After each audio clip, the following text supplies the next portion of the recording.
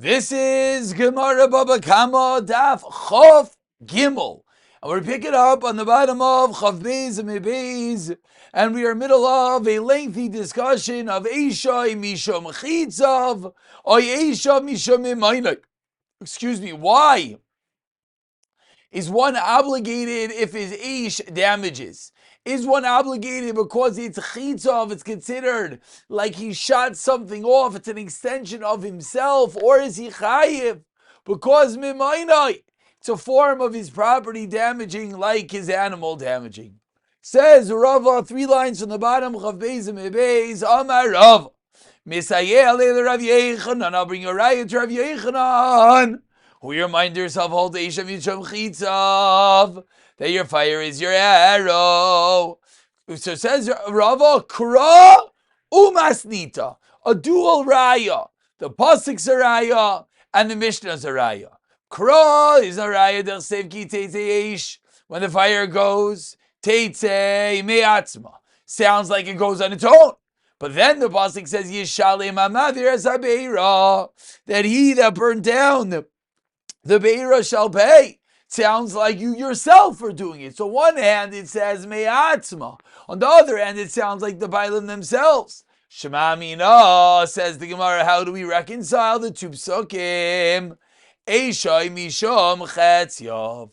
Must be that your eish is your arrows. Therefore it's you, but it's not precisely you. It's an extension of you. That's the raya from the Pasuk. Masnita, what's the raya from the Mishnah? Braisa de Tanya. Pasach HaKosov B'Nizkei. As we turn over to Chav Gimel and Alf, the Pasuk begins with the Nizkei Mimaynai. Begins the Pasuk. The Siyam, and the Pasuk concludes with Nizkei Gufai. And the Pasuk concludes with the his body damaging. So the Pasuk starts as the Braisa B'Nizkei Mimayna, your property, and then it says Nizkei Gufai. How do we reconcile those two things? Says the Braisa on the top line of Chav Gimel Amud Aleph, Leimer Lecha Eisha Mishav Chetzia. But that's the only way that it can be both Mimayna and Gufai. At some level that it is Chetzia, it is you, but it's an extension of you. It is not you yourself. A Pasuk and a Raya to Shitas Rebbe Yochanan. Continues the Gemara in the second line of Chav Gimel Amud Aleph, Amar Rava, Kasha Leila Abaye. Says Rava, Abaye had the following question on our discussion. Leman Amar Eisha Misham Chatziav, which we know is Rabbi Yochanan. Tamun Beish de Poter Achmana, Hechi Mishkachasla. Eish has its own unique dinim, one of those being that there's a special patur. There's a special exemption of an eish if what? In a scenario that the item is tamun. If something is concealed, then there's no obligation if one's fire consumes it, eats it up. So asks the Gemara, according to Rabbi Yochanan, if your eish is your chetzyav, is your arrows, where is there a patur of tamun? Says Abaya, V'michale, he himself answered and explained, could go in the following case. Shenafla deleika la'isei chatz. What happened was a deleika broke out, a deleika lit fire in a chatz, and then, but the person had a fence around his chatz, so he wasn't so bothered. The fence will contain the fire. But then, unbeknownst to the owner, v'nafla geder, the fence fell down. Shalai machmas deleka. The fence falling was punked. It happened not because of the fire, but now there's a fire. Then the fence falls, and now what happens? V'holcha deleka v'zika. Now the deleka goes and damages b'chatzer acheres in another field. So again, the owner tried, had a shmirah, had a guarding of a fence, but it fell down. So in that case, the Hasam, Kalu Lechitzav, his own arrows are used up, meaning because he had a fence, and the fact that the fence fell and the item went to damage is not the owner's fault. Says the Gemara, that's going to be a case of Tamun. of concealed damages that the owner of the ish will be pater for. If you look at Rashi, the Kol Lechitz of Rashi says Shebishah Shehidlik Ha'ish, because at the moment that one lit that fire, Tahainu, which is akin to Zrikas Chitz, that's the moment called firing the arrow. Lo Yaya Roi Lahazik. At that moment, it wasn't Roi to damage Rechatzer Acheres. Only after the fence fell, and that's the reason why it's going to be akin to. It's going to be akin to. Excuse me, I apologize. It's going to be akin to Talmud that'll be potter for. Ask the Gemara 1 second. If the case is like we just said, which is the kasha that really was bothering everyone. Nami chitzaf. If the svara here is that your chayt, your arrow has finished, then ask the Gemara, has nothing to do with Talmud. Even revealed items one should be potter for. Why? Because I did mine. I had a fence. The fence fell down. That's not my problem. So I should be potter on anything. Says the Gemara, you're right. Elam. Leman Islay Mishom Chetzyav. And the Rishonim here explain that Ella here is a little bit unique. It's not an Ella as a Chazara. It's an Ella explaining what Abaya meant. Leman Islay Mishom Chetzyav. Islay Nami Mishom Imainai. The Mandama Rav Yochanan holds of Chetzav also holds that your ish is your property. Okay, Gain Shahaya Loi Legaidrai, and the case of the Patur that there's an exemption of things that are hidden is in a scenario that the fence fell, but the owner had time that he knew about it, and the owner could have fixed it. You should have put up the fence again, and then Vilai Gadra, and the owner did not. That's the case in which we are discussing. Why? Because such a scenario is like his shar, that he didn't close the stable door, and therefore, even though it's kalu lechitzav, it's true, that which you did is finished, still there's going to be a chiyuv. Why? Because you could have fixed it and you didn't.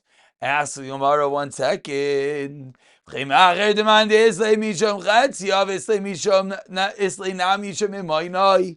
we have a totally new earth-shattering explanation that even Rav Yochanan is maskim that there's an element of mimaynai, my benayu. So what's the ganze machlaikas? Ishim shavchatzev, ishim mimaynai. Rav Yochanan holds on mimaynai. Explains the Gemara. Ikabenayu lachayvoi barba devarim. The nafkamina is going to be to obligate him b'dal dvarim. We know there's 5. There's chamisha dvarim that one is chayiv for damaging 4, and the dal dvarim will be the nafkamina. We'll take a moment to look at part of Rashi. Rashi 6 lines into the medium-sized lines teaches us the chayiv b'dal dvarim. Explains Rashi l'mandim mishum chatziv nami v'chayiv leim saraf ish yad adam will be chayiv if burns the hand of a person chayiv arba dvarim. Nezik sa'ripoy sheves aval be'boishes loy. That's the nafkamina. He'll be potter from boishes. Why? Because we'll see in Daf Chav Zayin ina chayev al boishes ad shemitkavein until there's kavan aval dal dvarim chayev dem sheid aval lasuki adaite. You should have known that the wind's going to come and take away the fire, as we're going to see at the end of the parak. As we saw, Nafal and Agag Baruch Matsuya Chayv Dal Dvarim Potter Ala Baishes Mandam Misham Mimaynai is going to be Potter, but the Mandam Misham Chetziav is going to be Chayev. We continue quoting the next case in the Mishnah, which is the case that the dog takes the biscuit, the charara that has a coal on it, and lights up the stack of grain. Al charara mishalim, the Mishnah said nezik shalem v'al hagadish, on the stack of grain, the owner has to pay chatzi nezik. Ask the Gemara, man chayiv. Who is the one that is chayiv for the stack of grain? Explains the Gemara. Seemingly, Baal Kelev, the owner of the dog. It says the Gemara 1 second. Why don't we say the owner of the coal as well is obligated? He left his coal unattended to the fact that the dog came and took the coal and lit up someone else's stack of grain. So why isn't the owner of the gachals as well obligated? Says the Gemara, Gishashim gachalta. It's my case where you watched it. Ask the Gemara, Gishashim gachalta, my boy, Caliph. Awesome. If it was watched, then how did the caliph get in there? Says the Gemara, was watched, but the case is that the dog tunneled underneath and got the gachalas with the charara. And on this, 5 lines to the bottom, Amar, Rav Marty Breder Rav Kahana Zoisei Meres. Stam delasas chatura. From here we learn out that a regular door for the fact that the Mishnah says that the Bala Kelev is Chayiv Nazik Shalim, it teaches us that you have to be wary that doors are normal to be chatura, to be borrowed, to dig, for the animal to dig underneath it. Eitzel Kelev. Ask the Gemara, okay, so far so good. But where exactly was the consumption of this charara that we're obligating him to pay Nezik Shalim? Ta'achla hecha. Where did the animal consume the charara? Says the Gemara, 3 lines to the bottom. On a regular stack of grain. Habin, and it can't be, because then you wouldn't be obligated. Why not? Obi ever stay acher, v'lekas, not stay acher. Lo yitzricha explains the Gemara. Ta'achla begadish debal charara. The owner of the coal you took, and the dog, not you, took the coal with the cake and ate it on the owner of the charara's own stack of grain. And that's going to be the case that he's going to be obligated for. Asks the Gemara 1 second. If that is true, Tifshite, from here we can bring a raya. Tepi para, the mouth of the para in a case where it damages. What's the halacha with the mouth of the para? Who's rishos? What's that status considered? Says the Gemara as we turn over to Chav Gimel Amid Beis. You know what is considered? Kechatzer hanizik dami. It's considered like the properties of the nizik. Okay, we're having video problems. I apologize. Kechatzer hanizik dami. Why? In the top line of Chav Gimel Amid Beis. The kechatzer hamazik, if you tell me, is considered the property of the damager dami. Le'malei, my boy riftach, levun de kalbi. Let him just say simply, what is your bread doing in the mouth of my dog? There's no reason I should be obligated. Explains the Gemara, that because there was a shiloh, meaning where does this whole thing come in to say that the mouth of the dog, the mouth of the cow,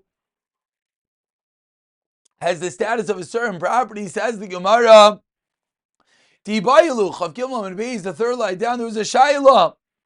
Pi para kechatzer anizik dami. What is the mouth of the para continued? Consider if his mouth of the cow is considered like the property, like the possession of the damager, the owner of the mazik.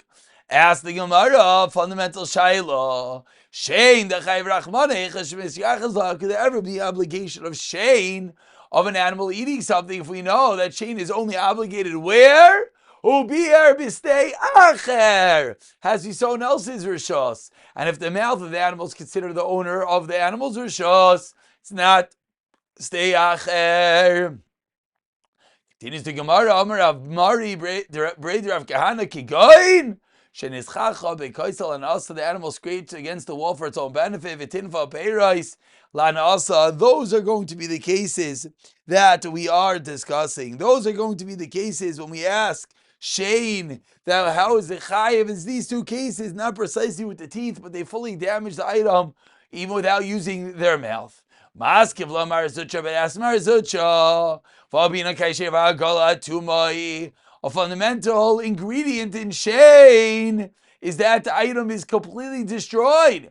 Kashev ha'agala tumai. And in these cases, seemingly the only time something is completely destroyed is when it's consumed, it's eaten up. But in these cases, we didn't just say it's eaten up, the animal rubs its back against the wall, etc. Why would that be a case of? So says that would also be a case of asks the Gemara, it needs to be completely destroyed, and it isn't, because he just rubbing his back against the wall, or it is soiling the fruit. Answers Ravina, the obvious teretz of Salme. Rav Asher with the Pasei Pesuye says Ravina, the case is that the way the animal damaged by rubbing against the wall was there are pictures on the wall that it damaged. Rav Ashi says the Pasei Pesuye that completely destroyed the fruit, therefore it is considered a Keshivar Golol Ad Tumai. So Tash Shema, let's try to figure out what is the status of the Piyah Hara. Says the Gemara Braisa. Shisa buys a Kelev, Shisa buys a Nachash. If someone incites a dog against a person to bite him, someone incites a snake against a person, halacha is potter. Man potter, what does that mean? Says we're mishasa potter. The one that caused the dog to damage, the one that incited him is potter. And the owner of the dog is obligated. The mice is dog damaged. If you're going to say the mouth of the animal is like the damager's property, what's your hand doing in my cow's mouth? You're telling me the cow's obligated. What do you mean? What's your hand doing there? Says the Gemara, Ima Pater Av Mishase. No, maybe not. Say that even the Mishase is Pater V'Baisema. That the case over here is it stuck out its fangs and it made a hole in the person, meaning it damaged with the tooth, but not in its mouth. Therefore, will not be connected to the price that we just quoted. Tashema continues the Gemara with a different source.